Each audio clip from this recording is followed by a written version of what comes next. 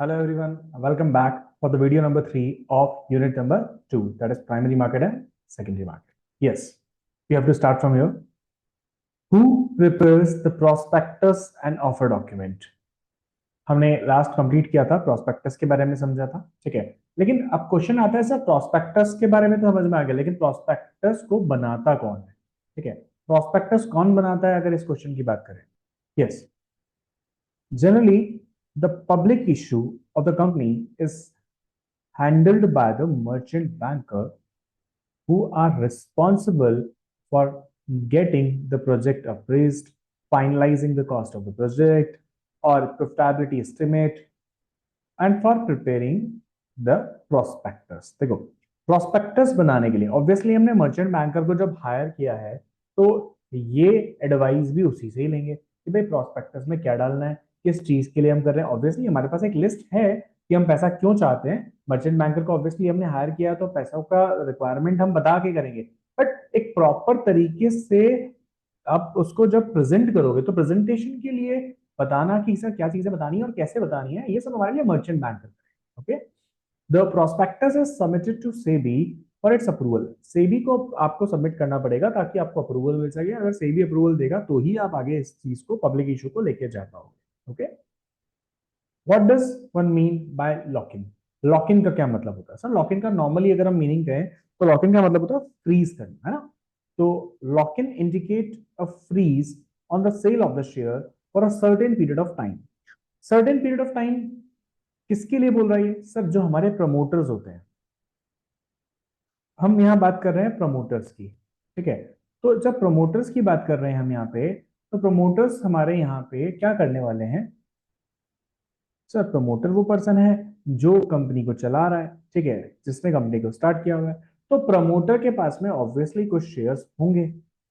अब प्रमोटर के पास जब शेयर होंगे तो होगा क्या, जब आईपीओ आएगा ना, इनिशियल पब्लिक ऑफर आएगा, पब्लिक इसमें जब इन्वेस्ट करेगी उसके बाद में कंपनी के पास जो प्रमोटर्स हैं, जो शेयर होल्ड करके बैठे हैं, ठीक है, कहीं वो अपने शेयर्स पूरे ना बेच दें, ठीक है। आप समझना, अगर प्रमोटर्स ने जो कंपनी को चला रहे हैं, एग्जाम्पल के लिए हम किसी भी कंपनी को ले सकते हैं, रिलायंस के प्रमोटर्स हैं, ठीक है, या टाटा के प्रमोटर्स हैं, या अडानी के प्रमोटर्स हैं। अगर प्रमोटर अपने शेयर बेच के निकल गया, सर मैं सारे शेयर बेच के जा रहा हूँ, तो चलाएगा कौन कंपनी को? कंपनी को चलाने वाला पर्सन तो प्रमोटर है, और कंपनी का जो मेन पर्सन है, जो प्रमोटर है, वो छोड़ के चला जाएगा तो चलाएगा कौन? हम तो विश्वास उस कंपनी पे कर रहे हैं, उसके मैनेजमेंट पे कर रहे हैं। अगर मैनेजमेंट ही नहीं रहेगा तो सर फिर कंपनी चलेगी कैसे, वो ग्रो कैसे करेगी, हमें बेनिफिट कैसे करेगी, ठीक है। तो कंपनी के जो प्रमोटर्स हैं उनको अपने स्पेसिफिक परसेंटेज ऑफ शेयर कुछ टाइम के लिए लॉक इन में रखने पड़ते हैं। क्या कहते हैं?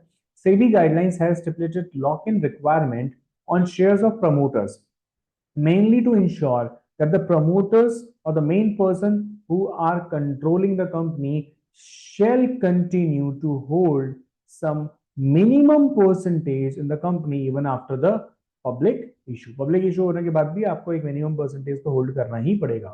Okay? Next, what is mean by listing of security? Listing of security का क्या मतलब? See, listing means admission of security of a company to a trading on a stock exchange. आप स्टॉक एक्सचेंज के ऊपर अपने शेयर्स को trade करवाना चाहते हो तो उस कंडीशन के अंदर आपको अपने शेयर्स को लिस्ट करवाना पड़ेगा। Okay, listing is not compulsory under the companies act 2013, वैसे तो ये कंपल्सरी नहीं है, but it become necessary when the public limited company wants to issue shares or debentures to the public. जब भी आप पब्लिक को शेयर्स इशू करना चाहते हो, पब्लिक से मनी रेज करना चाहते हो, तो उस कंडीशन के अंदर आपको अपने शेयर्स को लिस्ट करवाना है, mandatory. Okay, now what is a listing agreement? तो लिस्टिंग एग्रीमेंट क्या है? कहता है at the time of listing securities of a company on the stock exchange, जब भी आप अपने शेयर्स को लिस्ट करवा रहे होगे, सिक्योरिटीज को लिस्ट करवा रहे होगे स्टॉक एक्सचेंज पे, the company is required to enter into a listing agreement with the exchange. आपको एक लिस्टिंग एग्रीमेंट साइन करना पड़ेगा एक्सचेंज के साथ में, जिसमें सारी टर्म्स एंड कंडीशंस लिखी होगी लिस्टिंग की, ठीक है। The listing agreement specify the TNCs, terms and condition of listing, the disclosure that shall be made by the company on the continuous basis to the exchange. क्या बोल रहा है? जो डिस्क्लोजर है वो रेगुलरली बेसिस पे आपको कंपनी एक्सचेंज को देते रहना पड़ेगा as a company. Okay, daily basis पे आप डिस्क्लोजर नहीं दोगे तो इसका मतलब यह है कि आप कहीं ना कहीं जो लिस्टिंग एग्रीमेंट है उसको फॉलो नहीं कर रहे हो। अगर आप लिस्टिंग एग्रीमेंट को फॉलो नहीं करोगे तो ये आपके लिए एक बड़ी प्रॉब्लम क्रिएट कर सकता है। ठीक है, हो सकता है कि आपको डीलिस्ट भी किया जा सके। ठीक है, कंपनी आपको एक्सचेंज डीलिस्ट भी कर सकता है। Next, what does delisting of the security means. अभी हमने डीलिस्ट एक वर्ड पढ़ा, अब जरा उस बारे में बात कर लेते हैं कि सर डीलिस्टिंग होता क्या है। The term delisting of the security means permanent removal of the security of a listed company from stock exchange. जब आप लिस्ट हुए थे तो आप एक्सचेंज पे आए थे, अब आपको डीलिस्ट किया जा रहा है, वहां से हटाया जा रहा है। ठीक है, as a consequence of delist security of that company would no longer be traded at that stock exchange. वो स्टॉक एक्सचेंज पे आप ट्रेड नहीं हो सकती है।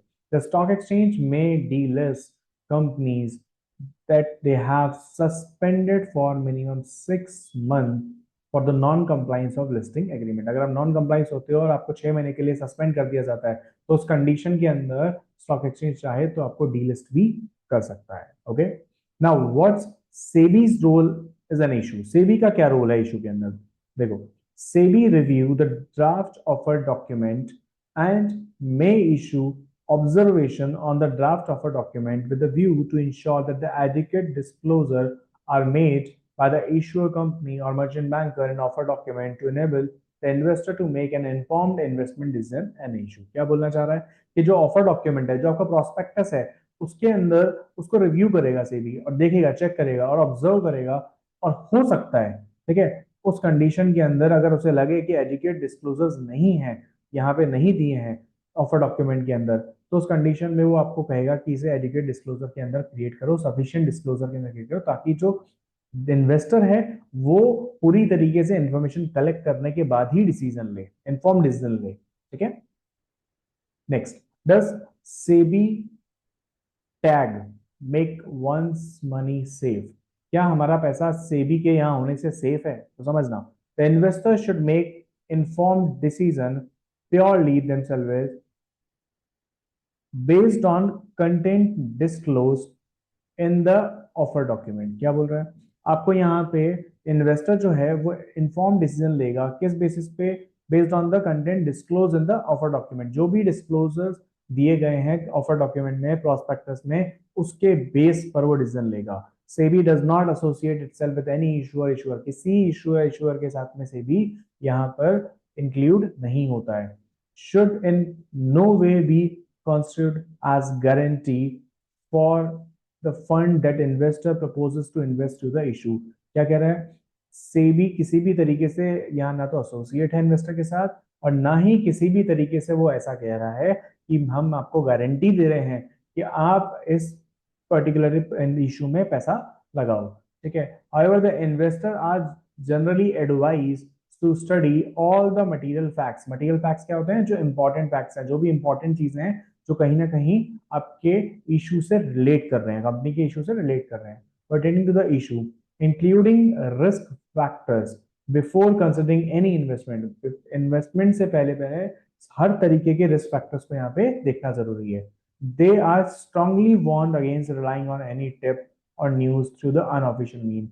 वो स्पेसिफिकली वार्न करता है सेबी किसी भी तरीके की टिप, किसी भी तरीके की न्यूज को ध्यान में रखते हुए, अगर वो आपको कुछ न्यूज आ रही है, कोई टिप आ रही है कि सर यहाँ पैसा लगा दो तो आपका शेयर बढ़ जाएगा, वैल्यू बढ़ जाएगी या प्रॉफिट होगा, प्लीज ऐसी जगह कहीं पैसा मत लगाओ, किसी भी अनऑफिशियल मीन पे विश्वास मत करो। Okay, next, now introduction of secondary market.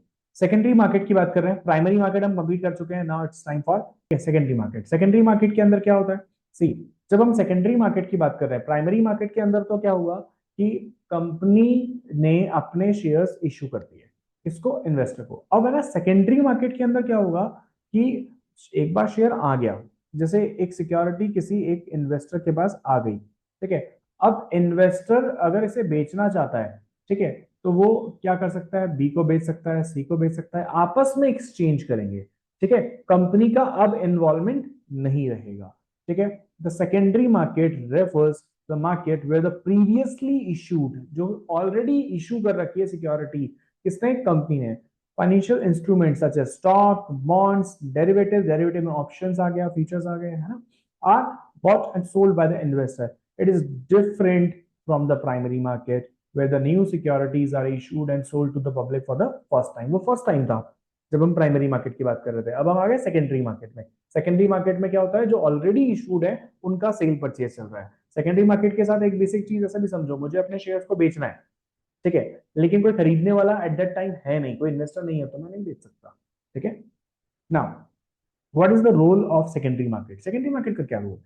See, for the general investor, secondary market provide an efficient platform for trading of his securities. Secondary market are regulated market where all the transactions are carried out through the stock exchange. सब कुछ यहाँ कहाँ होगा? Stock exchange के through होगा, ठीक है। आप शेयर्स बेचो खरीदो सब स्टॉक एक्सचेंज के थ्रू होगा। Hence, it is safe platform for the investors, and the listed company has to follow the stringent rules and regulations which act as the quality control on them। उन्हें एक specific rules and regulations बताए गए हैं, continuously उन्हें follow करना है, इधर उधर नहीं हो सकता बिल्कुल, ठीक है। Now what is the difference between primary market and secondary market? क्या फर्क है दोनों में से? प्राइमरी भी पढ़ के आए हम, सेकेंडरी भी पढ़ रहे हैं, क्या डिफरेंस है? See, primary market securities are offered to the public for subscription for the purpose of raising capital or fund। पहली बार जब कंपनी को पैसा चाहिए और पैसा चाहिए, एक्सपेंड करने के लिए पैसा चाहिए, जो भी रीजंस हैं, ठीक है, तो उन्हें जब पब्लिक से पैसा कलेक्ट करना है, they will enter in the primary market through IPO, ठीक है, आईपीओ के थ्रू लेंगे। Now here the investor and the issuers are direct contact for the purchase and sale of security. यहाँ पर जो इन्वेस्टर है, जो खरीदना चाहता है, और जो इशूअर है, जो कंपनी है, इनके बीच में एक डायरेक्ट कॉन्टैक्ट हो रहा है, ठीक है। Secondary market is an equity trading venue in which already existing और pre issued securities are traded among investor. जो पहले से इशूड है उसके बीच में यहाँ पे कहीं ना कहीं आदान प्रदान हो रहा है, एक्सचेंज हो रहा है, ठीक है। Here, only the investors are in the contact with each other, and there is no contact between the issuer or investor for the purchase and sale of security। यहाँ कह रहा है जो इशूअर है उसका रोल खत्म हो गया, इशूअर नहीं है। जो यहाँ शेयर बेच रहा है या जो शेयर खरीद रहा है, जो सिक्योरिटीज बेच रहा है खरीद रहा है, उनके बीच में कॉन्टैक्ट हो रहा है, ठीक है। तो इन्वेस्टर टू इन्वेस्टर कॉन्टैक्ट हो रहा है। ऑब्वियसली किस इन्वेस्टर का बेच रहे हो वो डायरेक्टली कॉन्टैक्ट नहीं होता, क्योंकि ऑनलाइन होती है आजकल चीजें सारी, ठीक है। तो आपने बेचा, किसने खरीदा आपको भी नहीं पता, बट प्रैक्टिकली एक ऑनलाइन में डायरेक्ट कनेक्शन हो रहा है, एक प्लेटफॉर्म पर आकर मैंने बेचा, किसी और ने खरीद लिया, ठीक है। तो बेसिक डिफरेंस प्राइमरी मार्केट और सेकेंडरी मार्केट में ये आता है। Now next is stock exchange. अगर हम स्टॉक एक्सचेंज की बात करें, एक पिक्चर मैंने यहां दी है, national stock exchange, obviously Bombay stock exchange भी है, ठीक है। ये स्टॉक एक्सचेंजेस इंडिया में ऑपरेटेड है। Now what is the role of stock exchange in buying and selling shares? Stock exchange का क्या रोल है? See, stock exchange in India under overall supervision of regulatory authority, that is SEBI, provide a trading platform where the buyer and the seller can meet electronically to transact in security। Electronically मिलके वो कभी भी अपने shares बेच सकते हैं, खरीद सकते हैं। प्लेटफॉर्म कौन प्रोवाइड कर रहा है? स्टॉक एक्सचेंज प्रोवाइड कर रहा है, ठीक है। Next is depositories. डिपॉजिटरी कौन है? इंडिया में दो डिपॉजिटरीज है, सीडीएसएल एंड एनएसडीएल। क्या करते हैं ये लोग? See, a depository is an organisation which hold securities like shares, debentures, bonds, government securities, mutual fund units, इन सबको होल्ड करने का काम ये करते हैं, of the investor in electronic form at the request of the investor through the registered depository participant। It also provide service related to the transaction and security।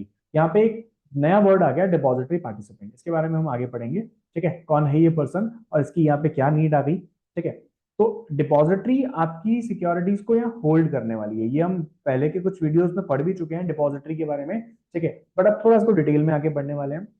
Depository वो पर्सन है जो हमारे सारी सिक्योरिटीज को होल्ड करता है, ठीक है। होल्ड हम नहीं करते, हम ओन करते हैं, लेकिन होल्ड कौन करता है? यहाँ पे डिपॉजिटरी करता है, ठीक है। It also provide service related to transaction in securities. Okay, next, what are the benefit of participation in security? क्या बेनिफिट है? See, the benefit of participation in depositories are immediate transfer of security, immediately transfer हो जाएंगी securities, ठीक है। Depository के पास में safe है, आपने इंस्ट्रक्शन दिए।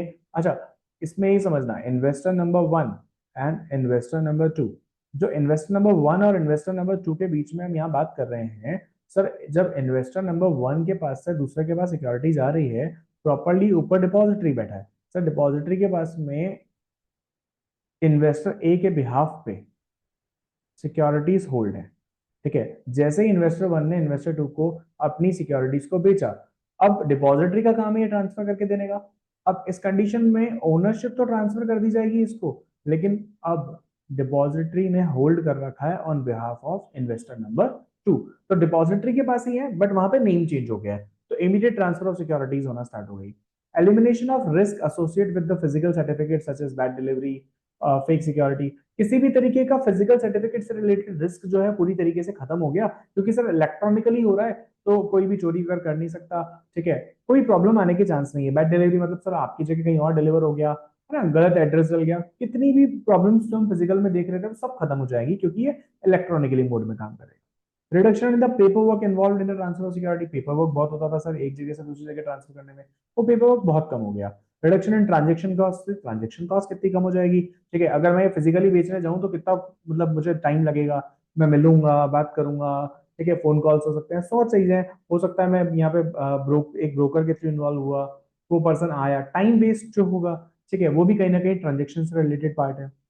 तो यहाँ रिडक्शन इन ट्रांजेक्शन कॉस्ट हुआ। Now as of nomination facility, ये आपको एक नॉमिनेशन फैसिलिटी भी देता है कि सर देखो, डिपॉजिटरी ने आपकी सिक्योरिटीज को होल्ड कर रखा है। फॉर एग्जाम्पल फ्यूचर में इन्वेस्टर नंबर 1 को कुछ हो गया, तो उस कंडीशन में इसका जो नॉमिनी है वो पर्सन क्या करेगा, वो अब इन्वेस्टर नंबर 1 के शेयर्स को कहीं ना कहीं यहाँ पे डिमांड कर सकता है, क्योंकि वो उसका नॉमिनी है। अगर इन्वेस्टर नंबर 1 की डेथ हो गई तो नॉमिनी को मिलेंगे वो शेयर्स।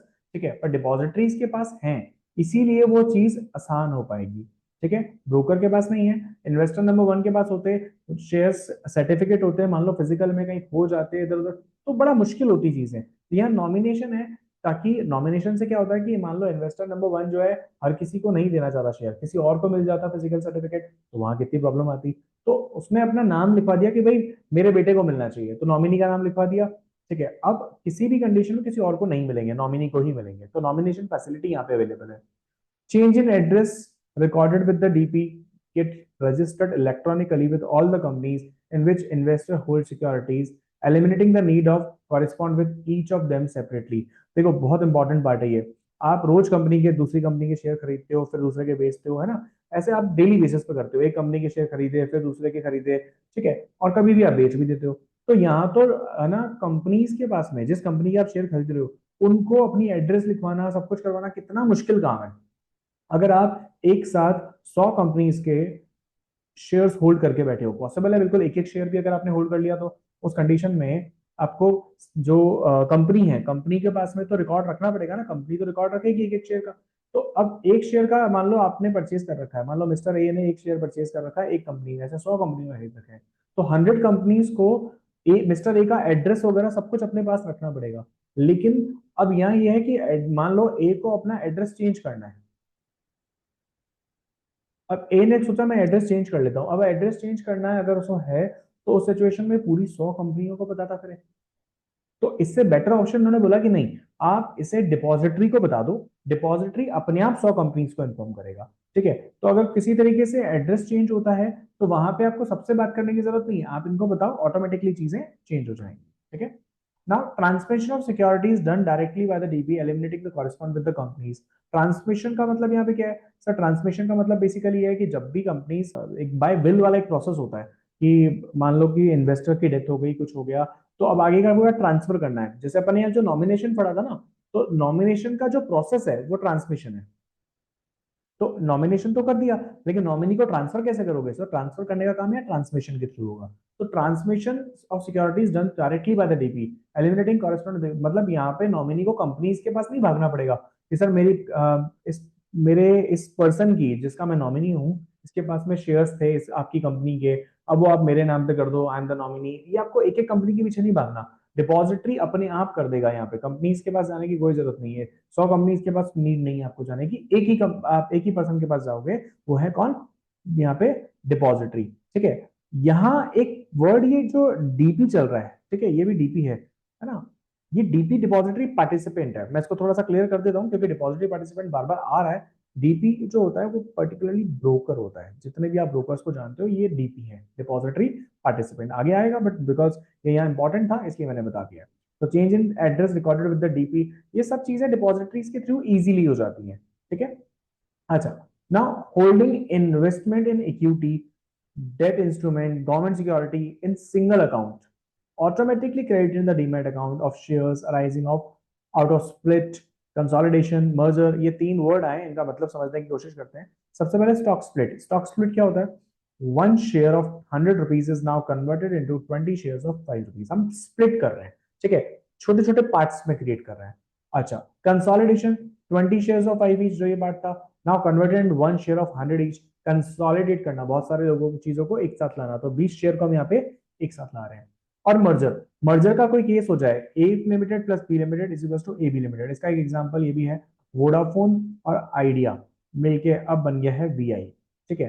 तो इस कंडीशन में वोडाफोन के जो शेयर होल्डर्स थे, आइडिया के जो शेयर होल्डर्स थे, अब तो वो कंपनियां बंद हो गई, अब तो चल रहा है वीआई। तो वीआई के जो शेयर्स है ना, वो वोडाफोन के शेयर होल्डर्स और आइडिया के शेयर होल्डर्स को मिलना, तो ये चीजें ऑटोमेटिकली आपके डीमैट अकाउंट में आ जाएगी। उसके लिए आपको अलग से कुछ करने की जरूरत नहीं है। इसकी वजह से सर, डिपॉजिटरी की वजह से, डिपॉजिटरी के पार्टिसिपेशन से ये हमें यहाँ पे कहीं ना कहीं फायदा होता है। Okay, next, who is depository participant?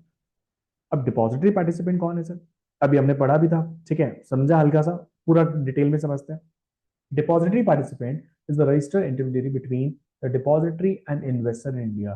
देखो, हमारे यहाँ पे डिपॉजिटरी, फिर डिपॉजिटरी पार्टिसिपेंट और फिर इन्वेस्टर आता है। हम जो कॉन्टैक्ट करते हैं, हम इससे करते हैं, ब्रोकर से, ठीक है। ये कहीं ना कहीं डिपॉजिटरी के पास है, कनेक्ट रहता है। तो उस कंडीशन में हमारे जो सिक्योरिटीज हैं, जो ब्रोकर को इंस्ट्रक्शंस दे रहे हैं, वो इंस्ट्रक्शन डिपॉजिटरी के पास जा रहे हैं। Okay, they are agent who are registered with the depository and fulfill the minimum net worth criteria as instructed by the SEBI and respective depository. जो भी कंडीशंस होंगी, ऑब्वियसली आप कैसे डीपी बन सकते हो, वो सब चीजें यहाँ पे आती है। एग्जाम्पल्स के लिए ये कुछ एग्जाम्पल्स हमने दिए हुए हैं जो ब्रोकर्स में आते हैं, या जो हम जिसे कहते हैं स्पेसिफिकली हमारे इसमें आते हैं डिपॉजिटरी पार्टिसिपेंट्स में। Next is dematerialisation and rematerialisation. देखो, रीमेटलाइजेशन और डीमेटलाइजेशन ये दो वर्ड्स हैं। डीमेटलाइजेशन अगर मैं बात करूं, मैक्सिमम स्टूडेंट आई थिंक जानते होंगे, why dematerialisation convert physical security into electronic form. जब भी आप फिजिकल सिक्योरिटी को इलेक्ट्रॉनिक फॉर्म में कन्वर्ट करना चाहते हो,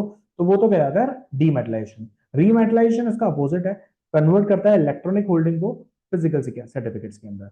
Dematerialization moving from physical to electronic form and rematerialization is moving from electronic to physical form. यही होता है dematerialization और rematerialization. अब till now we have completed this stock trading. We will start in next class. Thank you.